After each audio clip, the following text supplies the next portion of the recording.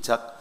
또한 제자들에게 이르시되 어떤 부자에게 청지기가 있는데 그가 주인의 소유를 낭비한다는 말이 그 주인에게 들린지라. 주인이 그를 불러 이르되 내가 내게 대하여 들은 이 말이 어찌 됨이냐. 내가 보던 일을 세마라. 청지기 직무를 계속하지 못하리라 하니 청지기가 속으로 이르되 주인이 내 직분을 빼앗으니 내가 무엇을 할까. 땅을 파자니 힘이 없고 빌어먹자니 부끄럽구나.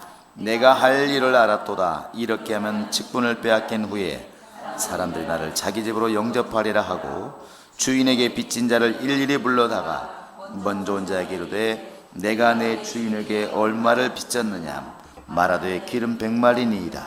이르되 여기 내 증서를 가지고 빨리 앉아 50이라 쓰라 하고 또 다른 얘기 이르되 너는 얼마나 빚졌느냐. 이르되 밀 100석이니이다. 이르되 여기 내 증서를 가지고 80이라 쓰라 했는지라. 주인이 이 옳지 않은 청지기가 이를 지혜있게 하였으므로 칭찬하였으니 이 세대의 아들들이 자기 시대에 있어서는 빛의 아들들보다 더 지혜로움이니라. 내가 너희에게 말하노니 불의의 재물로 친구를 사귀라. 그리하면 그 재물이 없어질 때 그들이 너희를 영조할 처소로 영접하리라. 지극히 작은 것에 충성된 자는 큰 것에도 충성되고 지극히 작은 것에 불의한 자는 큰 것에도 불의하느니라. 너희가 만일 불의한 재물에도 충성하지 아니하면 누가 참된 것으로 너희에게 맡기겠느냐.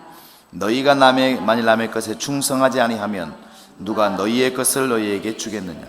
집 하인이 두 주인을 섬길 수 없나니 혹 이를 미워하고 저를 사랑하거나 혹 이를 중히 여기고 저를 경히 여길 것입니다. 너희는 하나님과 재물을 겸하여 섬길 수 없느니라.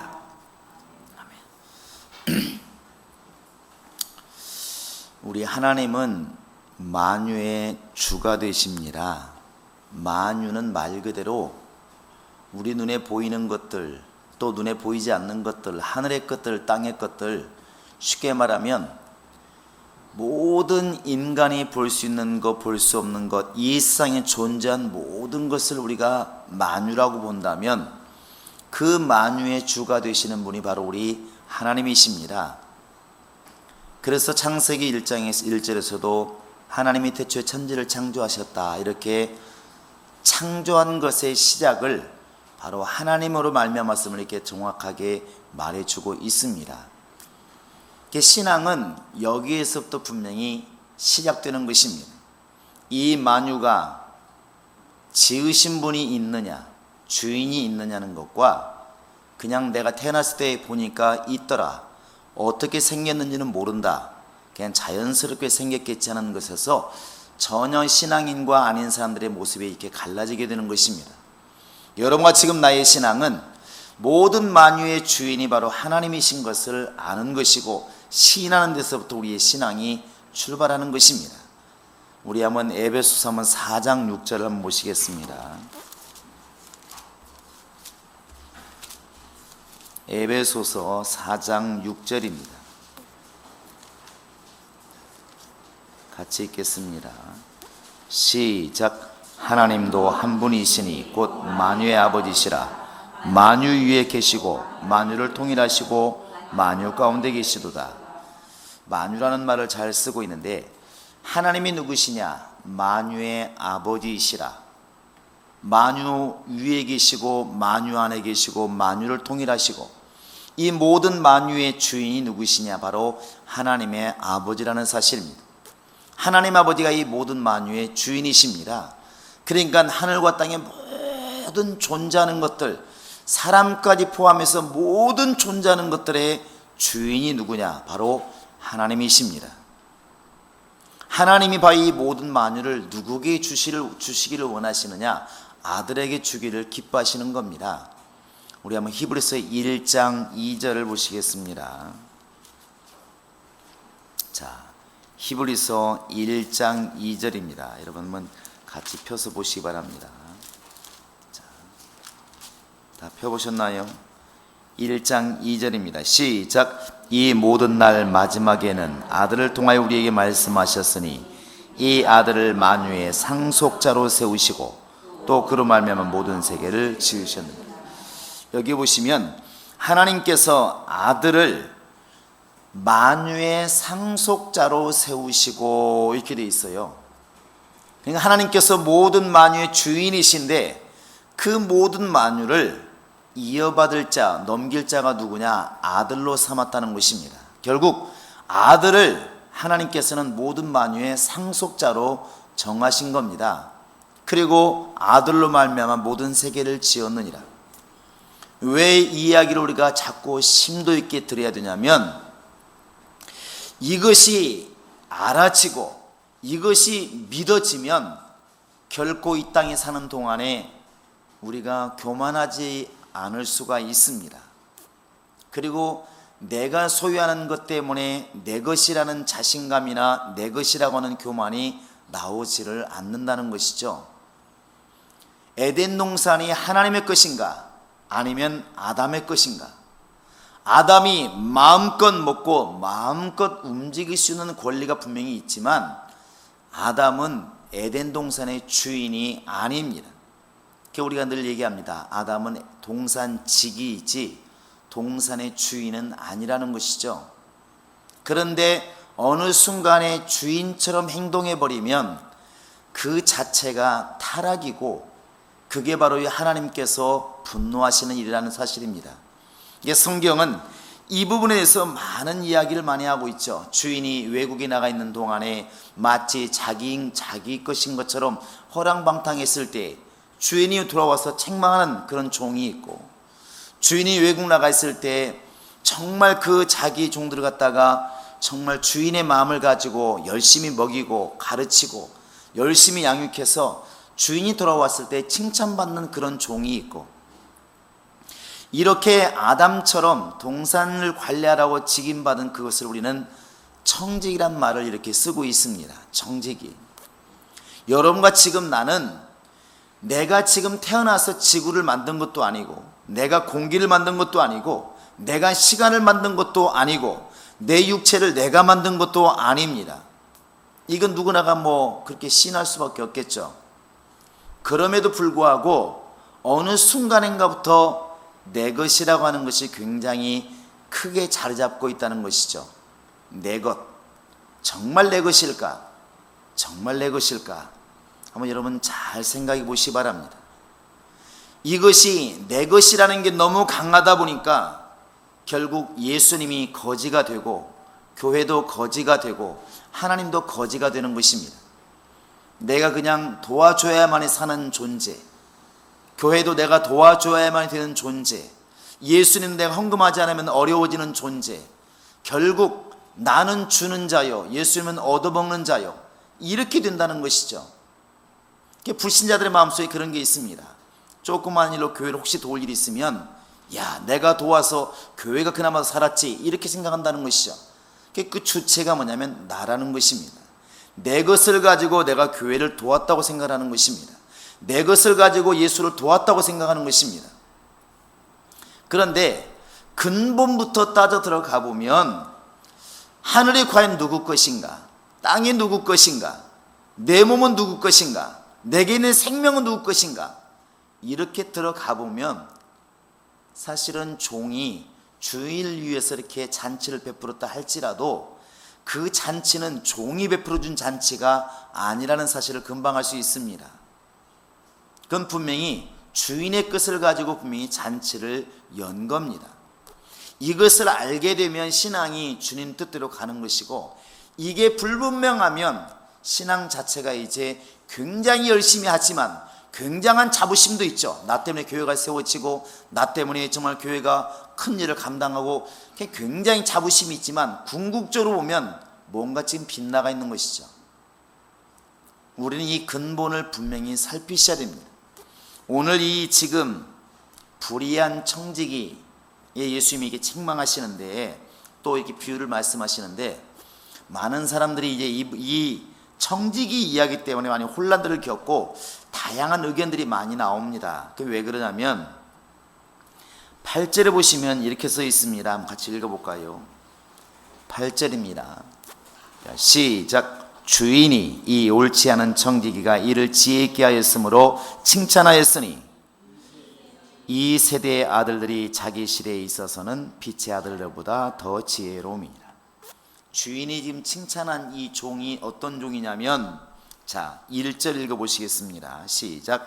또한 제자들에게 이르시되 어떤 부자에게 청지기가 있는데 그가 주인의 소유를 낭비한다는 말이 그 주인에게 들린지라. 주인이 지금 칭찬한 종이 누구냐면, 주인이 나중에 칭찬한 그 주인이 칭찬한 종이 누구냐면 주인의 재산을 허비한 종이에요. 이 부분에서 많이 혼란을 겪습니다. 어떻게 주인의 재산을 이렇게 낭비하고 탕진한 그런 종을 왜 주인은 칭찬했을까, 이렇게 이제 이것 때문에 의아합니다.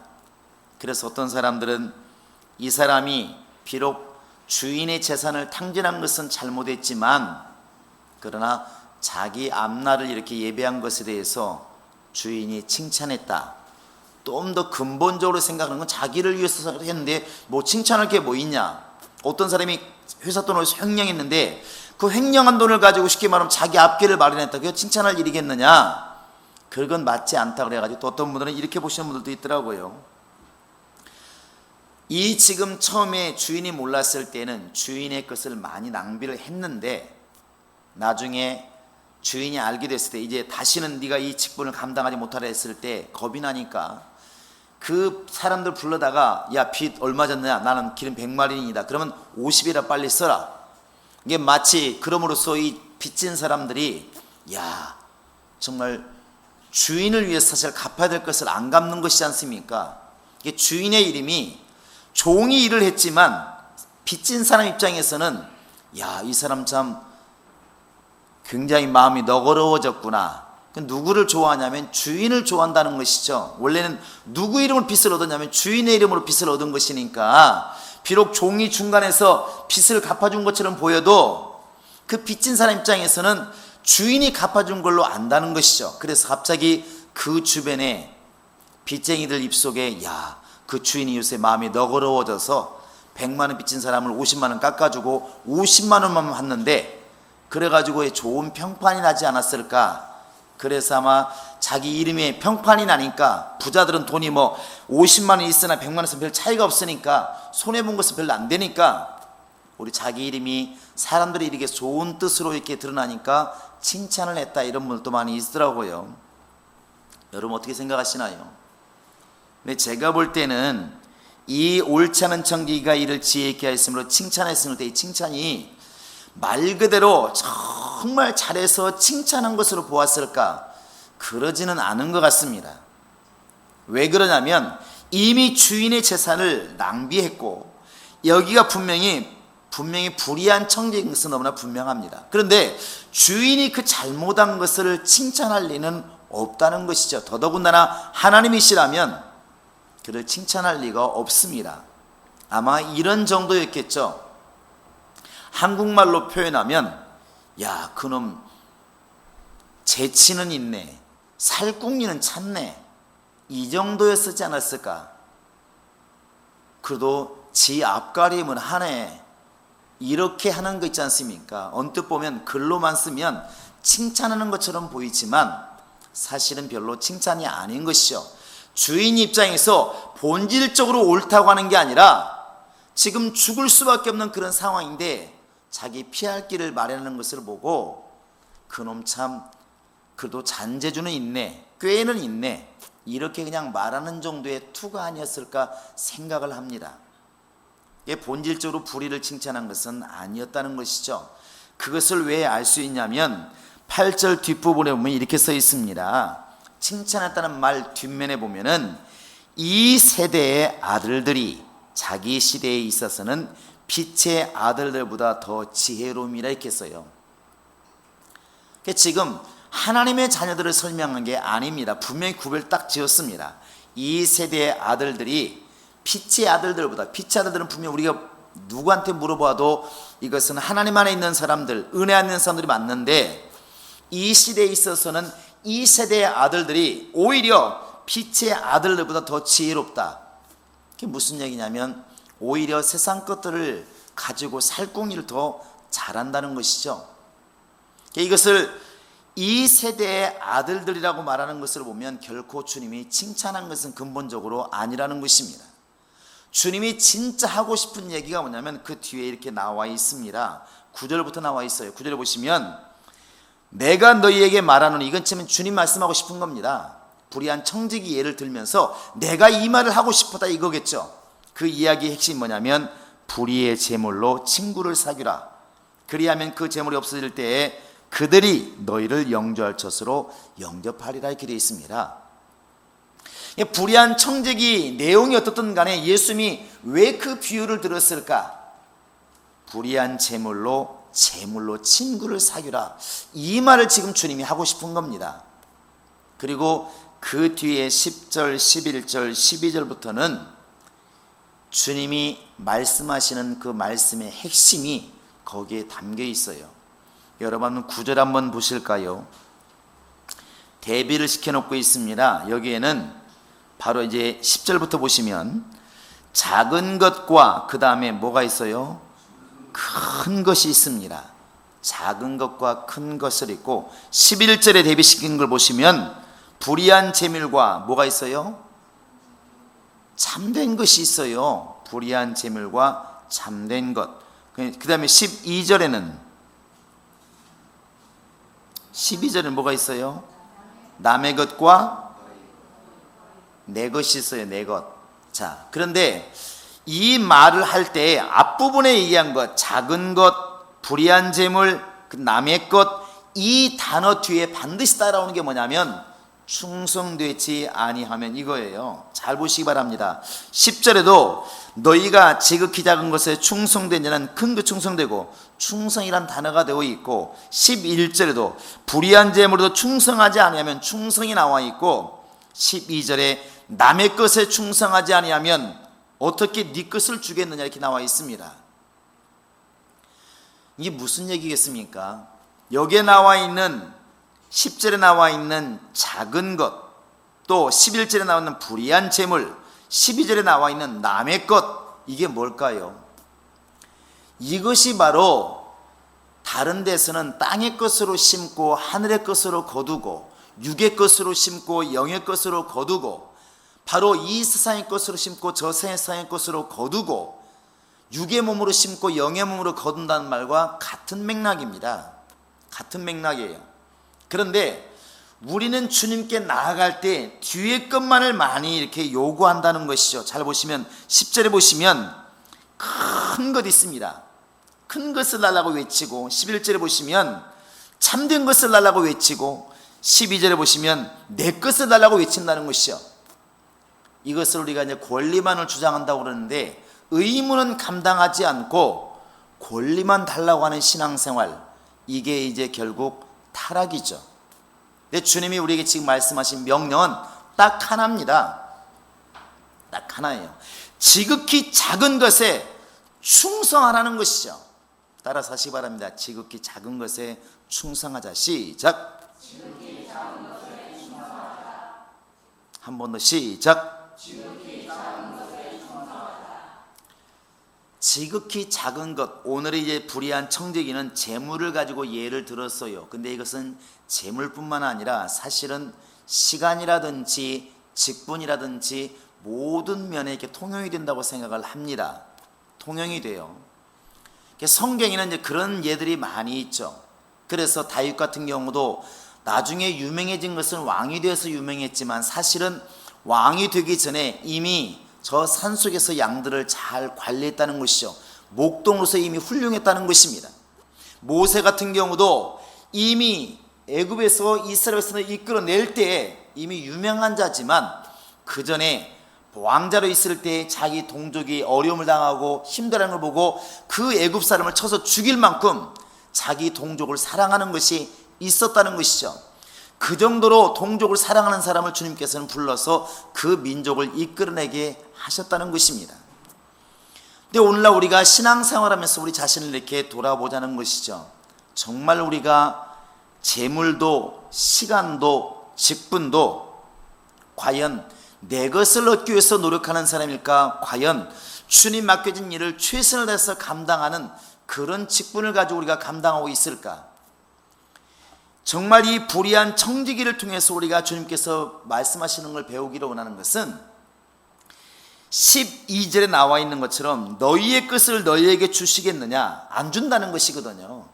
네가 남의 것에 충성하지 않는데 남이 과연 너에게 네 것을 주겠느냐? 너무나 쉬운 대비입니다. 아유, 우리 교회 드디어 우리 교회에게 어린아이들이 올 지금 이게 징조입니다. 깜짝 놀랐습니다. 그래서 우리 예수 믿는 사람들이 재물이라든지 시간이라든지 이런 것들을 함부로 사용하지 말라고 하는 게 바로 이제 이런 부분입니다.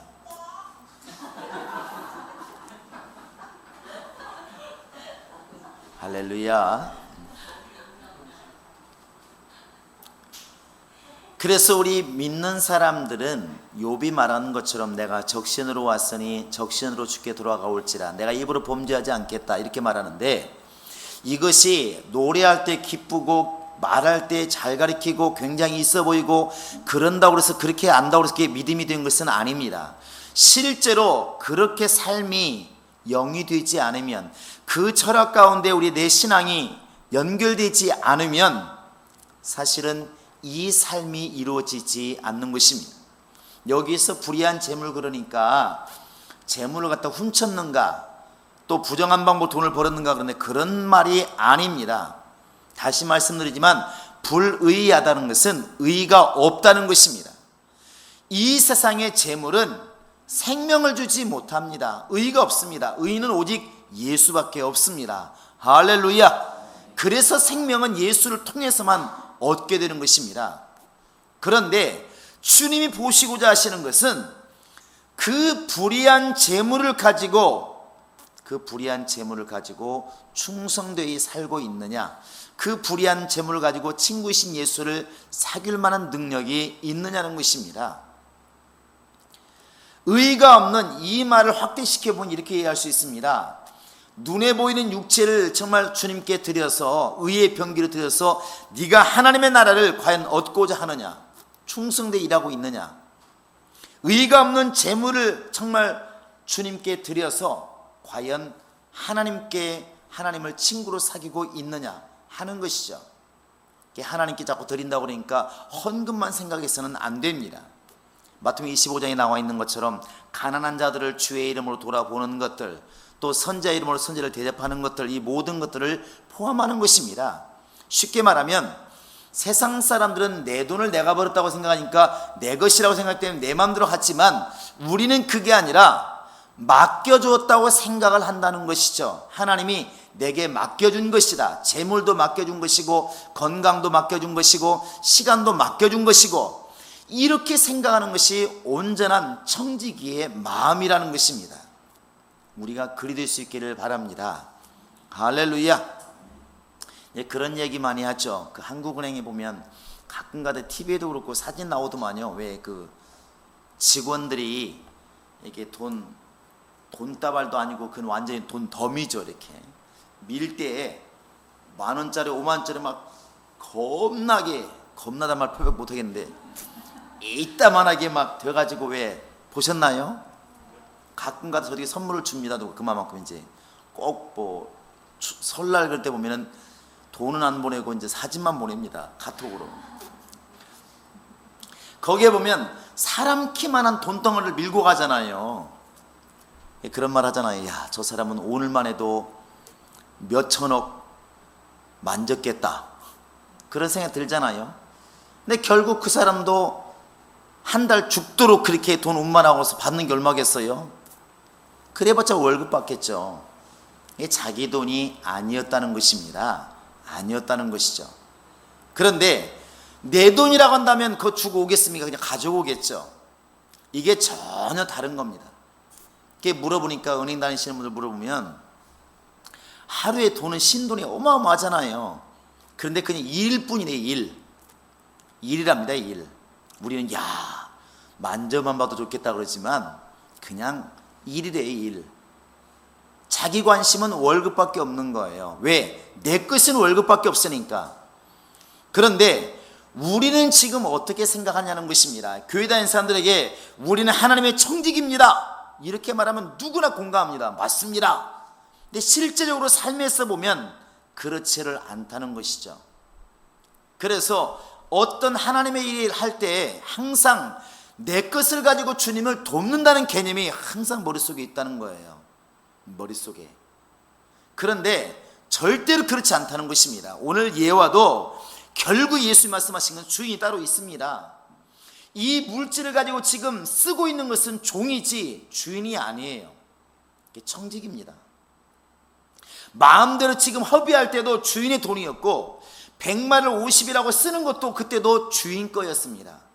계속 주인 거였어요. 그러니까 잘못 사용했을 때 주인이 불러서 혼을 내고 목을 자르고 이제 결국 직분을 빼앗는 것이죠. 우리는 지금 어떠냐 하는 것이죠.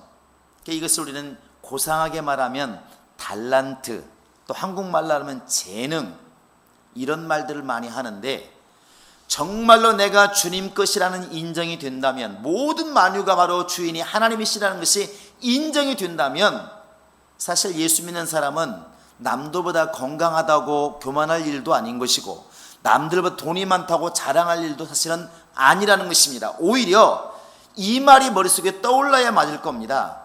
많이 맡긴 자들은 많이 요구할 것이요, 오히려 책망받을 일이 더 많다는 것이죠. 많다는 것입니다. 누군가가 정말 영감이 있어서, 하나님 주신 영감이 있어서 성경을 다른 사람보다 훨씬 더 많이 깨달았을 때 나를 보아라, 나는 대단한 사람이다 말할 상황이 지금 아니라는 것이죠. 하나님이 열어주지 않았더라면, 사실 이 말을 깨달으면 절대 교만할 수가 없는 것이죠. 다른 사람보다 10배, 20배 일을 사실 많이 해야 맞는 겁니다. 또 어찌어찌 내가 돈을 많이 벌었다 할지라도 야, 저렇게 등신같이 돈을 못 버나, 나는 이 돈을 잘 버는데 할 일이 아니라는 것입니다. 나는 지금 열심히 청지기로서 주인의 재산을 맡아 할 뿐인 것입니다. 다만 하나님이 나에게 금고를 맡겨서 나에게는 돈을 만들 수 있는 직분을 준 것일 뿐이지 그게 내 것이 아니라는 것이죠. 그런데 희한하게도 이제 교회 안에도 물질을 기준으로 영적인 것을 판단하다 보니까 누군가가 물질을 많이 소유하면 복받은 사람, 이렇게 되는 것이죠. 가진 것을 기준으로 하니까 이런 일이 벌어지는 것 같아요. 그래서 누군가가 이렇게 눈에 보이는 집이라든지 환경이 좋아지면 복받은 사람, 근데 반대말은 안 하더라고요. 그러면 반대로 얘기를 했잖아요. 정말 예수 잘 믿으면서 어려운 사람은 다 저주받은 사람, 이게 말이 맞아야 이 말이 맞는 겁니다. 대비가 하늘이 있으면 땅이 있는 것처럼 왜 근데 위에만 얘기 쪽은 얘기를 하지 않는가? 이건 뭐가 대비가 안 맞는 거예요. 제가 사도행전 때도 말씀드렸지만 정말로 복음을 잘 전하면 집이 돌아오고, 복음을 잘 전하면 건강이 돌아오고, 정말 복음을 잘 전하면 모든 만사가 형통하는가?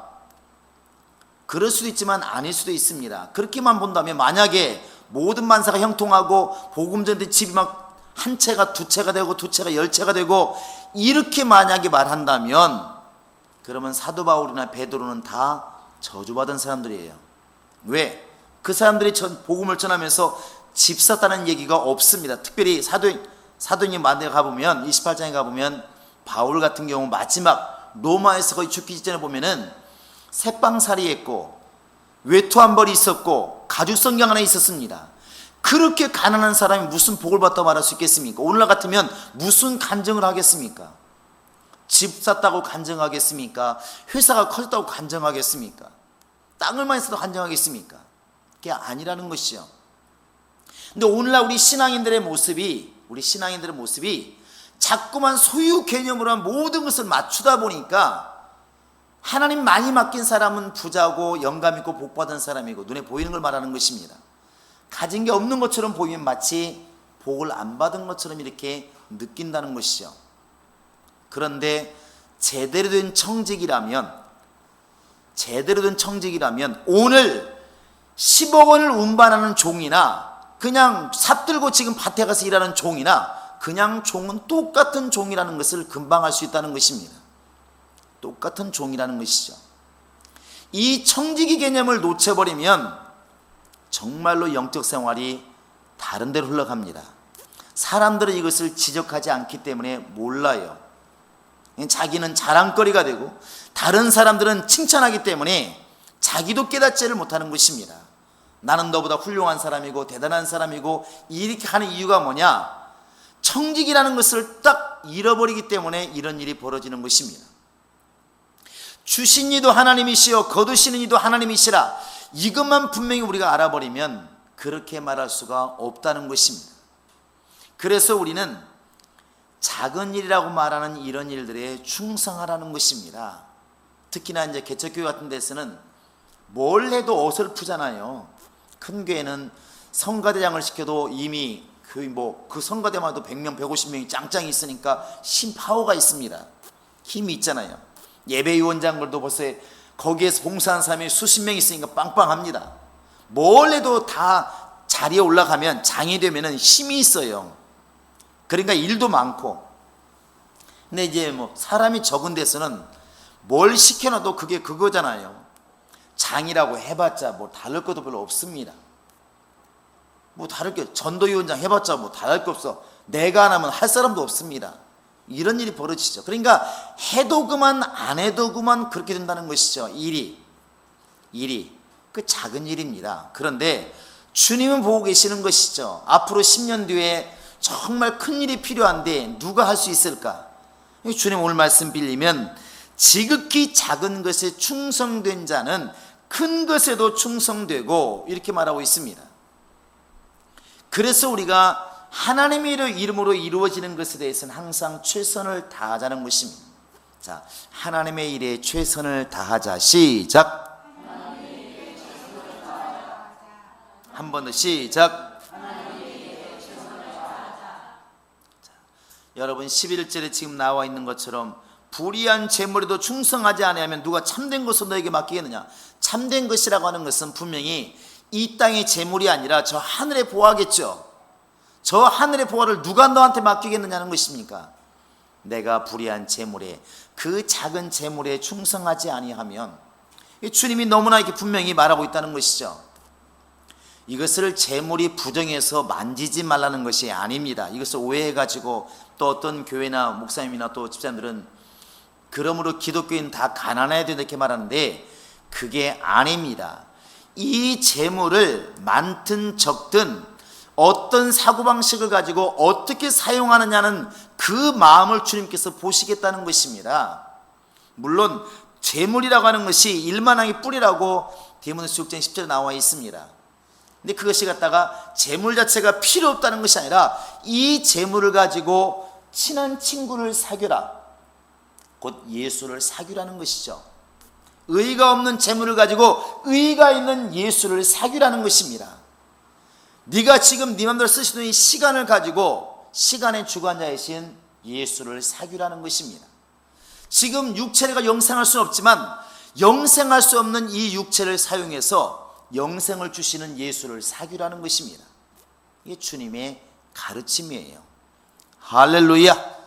그래서 우리가 항상 물질도 건강도 시간도 항상 이것을 지켜보고 계시는 주님이 있다고 하는 것, 주인이 있다고 하는 것을 늘 기억하고 우리가 주 앞에 쓰임받자는 것입니다. 그래서 이런 말을 이제 바울이 그렇게 고백을 하죠. 내가 사람을 좋게 하랴 하나님을 좋게 하랴, 내가 사람에게서 기쁨을 취하는 것이라면 나는 아직도 사람의 종이지 하나님의 종이 아니다, 이렇게 이제 고백을 합니다. 이게 우리의 마음이기를 원합니다.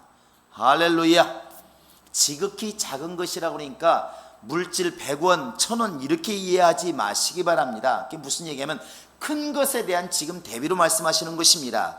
영적인 보화에 대한 것으로서 작은 것으로 이렇게 바로 이제 이 땅의 재물을 지금 예를 들고 있는 것이고, 하늘의 것을 비유해서 이 땅의 것을 지금 예로 들고 있는 것이고, 남의 것이라고 하는 것은, 남의 것이라는 것은 이 땅의 것들, 바로 주님과 상관없는 것들을 주로 우리는 사용해서 하늘의 것, 주님의 것을 얻고자 하는 것입니다.